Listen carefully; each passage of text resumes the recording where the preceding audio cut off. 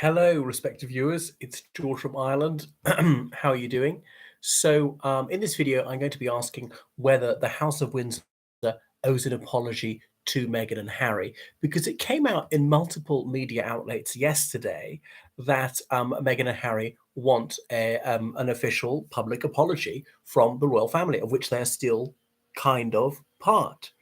Now, the Meghan and Harry have not released an official statement, but there's certainly been no denial from their public relations team, and they're always complaining about the necromancy of PR of Prince William's PR team lied to protect them. What specifically do they lie about? There's no corroborative particular here.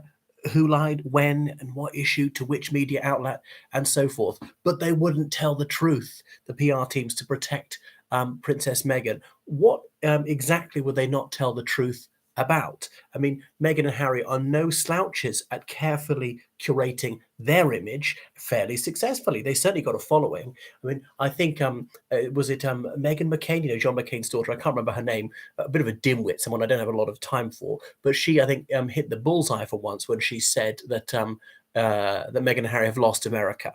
Now, they will have a few ultra-liberal sycophants who'll stay with them, but I think they're not going to have as many fans as they did before. And for some African Americans, they say, oh, this chimes with my lived experience, she's such a victim, and so on. So I don't think they'll lose their fan base completely, but I think it's shrunk. And I suspect that the public in the United States and elsewhere is just sick and tired of these two. We've heard it all before. This couple who wanted privacy, and they spent 9 hours invading their own privacy, and therefore the rest of the royal family, giving us detail after detail about what went on behind the scenes, supposedly. You have no idea they're telling the truth or not, though these two are very mendacious. They don't deserve the benefit of the doubt. Saying, no, we must protect the privacy of our children. So here are some photos, and here is some footage, and all that kind of stuff. And no, we must have our privacy. We'll keep it all to ourselves. But here's the wedding speech never before revealed. So they can't have it both ways. I mean, they're both complete media hoes. They just do anything to get on television, anything to hog the limelight. And they're making £80 million for it, 80 million, despite their much professed empathy for the needy. And they're not giving a single brass farthing of it to those who are starving. Their avarice really is nauseating. And there are these constant, rather labored attempts to liken Meghan to Princess Diana. Is there some Oedipal complex that Harry suffers for, always seeing Meghan almost as the reincarnation of his mother, though she was hounded to her death? And these two, Meghan and Harry, they can never be wrong. Most people get it wrong. Sometimes I get it wrong. I've made mistakes. I've been unethical and so on. I failed things. I've been irresponsible, and I fess up, and that's my fault. And I accept accountability for that, and I've got to do better in future. But Meghan and Harry, they've never made a single mistake. They never have to apologize. If anybody criticizes them, no matter how mildly, it must be racism or bigotry or some campaign of hate, this vast conspiracy. I mean, as I said, Meghan, she's really a female Trump. Now, I think they're owed an apology at all. There are certain rules of the firm. Meghan, you knew that. You signed up to that. She's even said on camera her friends tried to talk her out of marrying Harry, claiming that segments of the London press corps would savage her. And remember, she had an entirely laudatory press for several months. It's when they started to do imbecilic things and hypocritical things that it all went pear-shaped.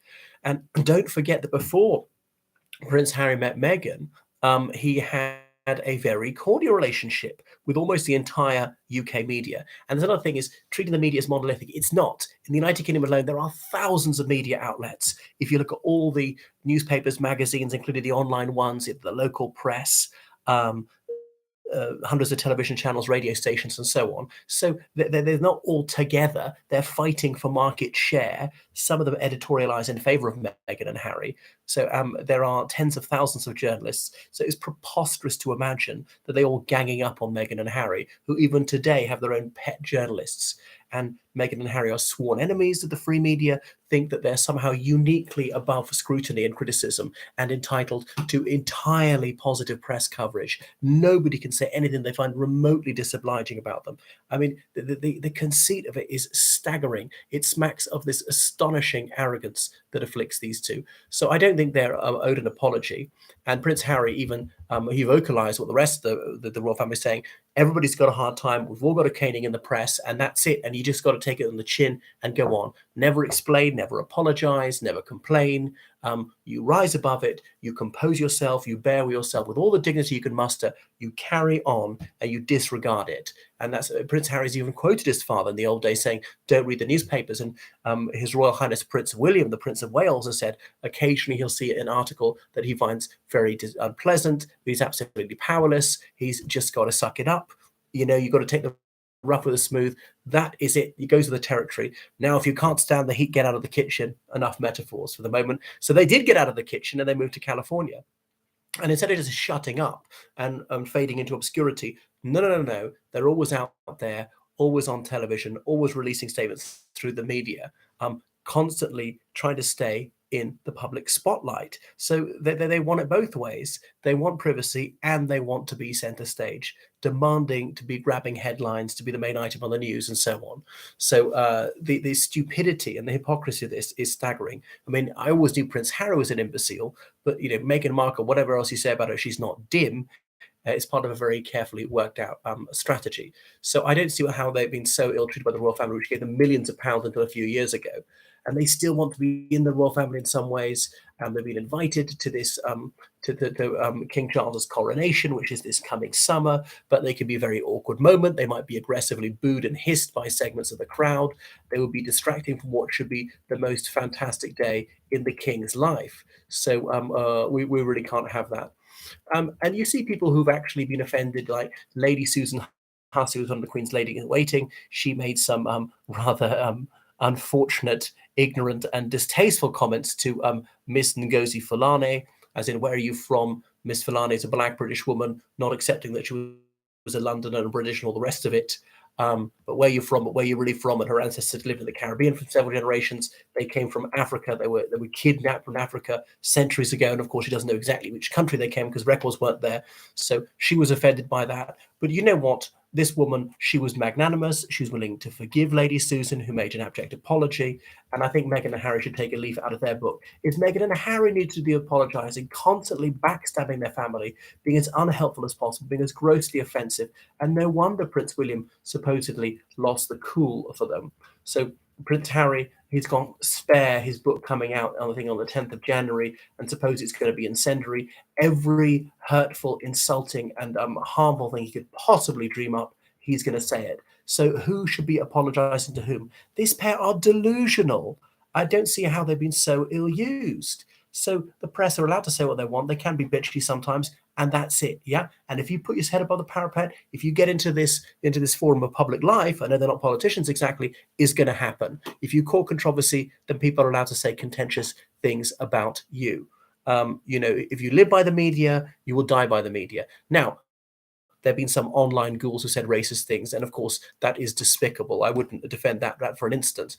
But a lot of what's the criticism of Meghan is about her as an individual, about choices she's made, things she said and done, and about Prince Harry. And he's worse than she is. He was born into it, and he knew the rules and all the rest of it. And he's got no sense of duty, only a sense of entitlement. So I don't think they're an apology whatsoever. I think very much the other way round.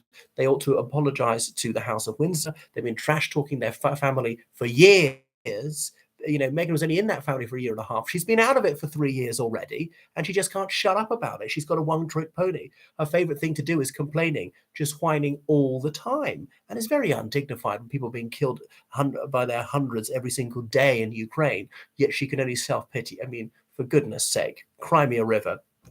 It really is disgustful.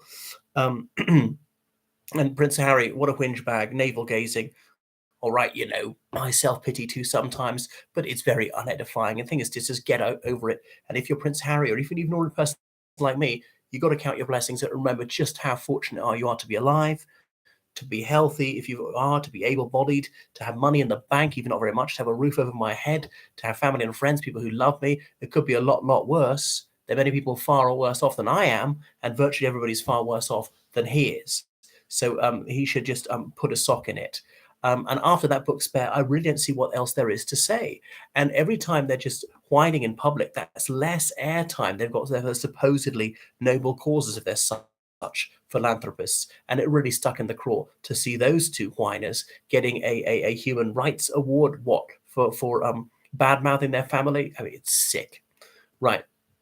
So thank you so much for watching my channel. So please donate on Patreon. Thank you very much to a donor the other day from Australia. Shan't say your name. And donate to me on PayPal, georgecallahan79@gmail.com. Remember, you can do online lessons with me in all sorts of subjects to help people with dissertations, interview practice, elocution, and so on. Right. Goodbye.